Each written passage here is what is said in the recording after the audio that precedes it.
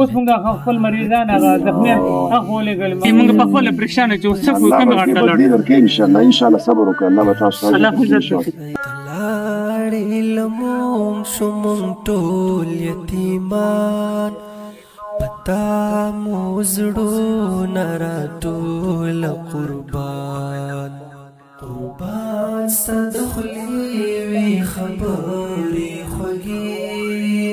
وډاک له اسانه دي هر یو بیان اوس نشو زغملی موږ ستا جدایي زبیر درویش کړم ستا لوی غم پریشان خاموش تیرا بنن بیا د حق غږ